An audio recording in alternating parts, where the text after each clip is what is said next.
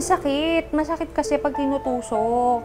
Lalo na parang pag ilang tusok na yung ginagawa sa'yo. Parang halos araw-araw yata tinutusukan ako. Kukunan ka dito, kukunan ka dito, tapos tutusukan ka dito. Parang binuburdahan na yung palad ko. Tapos the next morning, kuwaan ka na naman. Masakit siya at saka mahirap. Ito ma'am, yung steroids po. Yan na. Medyo... Dahan-dahan. Apa ma'am?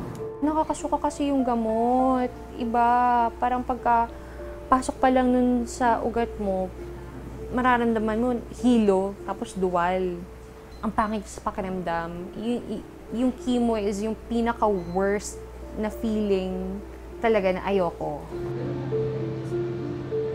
Sobrang gastos ng chemo. Kasi yung palang radiation ko, 7.5 per session. Tapos yung planning ko, 62. Tapos ang chemo ko ngayon, 20,000.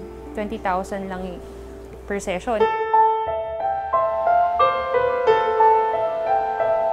Ang adrenal gland cancer ay isang napakabihirang sakit. Ito ay matatagpuan sa itaas ng ating mga kidneys o bato. Bihirang-bihira ang nagkakasakit dito. Usually, 1 sa 1 milyon sa Amerika ang nagde-develop nito, pero dito sa atin sa Pilipinas, mas bihira ito.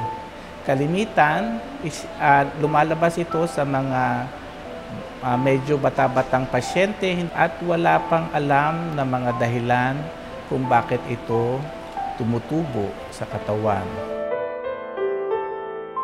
Ang gamot ay hindi pa masyadong available kasi rare siya.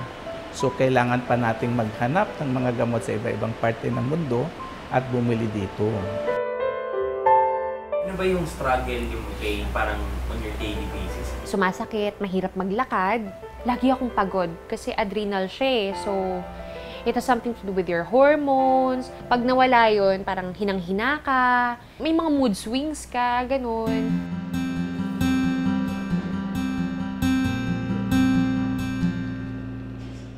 Madalas akong samahan ni Mami na magpa-chemo. Ini-insist na niya na sumama. Pero pag may work siya, naiintindihan ko. Sabi kasi kailangan talaga namin ng panggastos. Ako si Christy Sales, mami ni LJ. Akong nagpalaki sa kanya as mama and papa.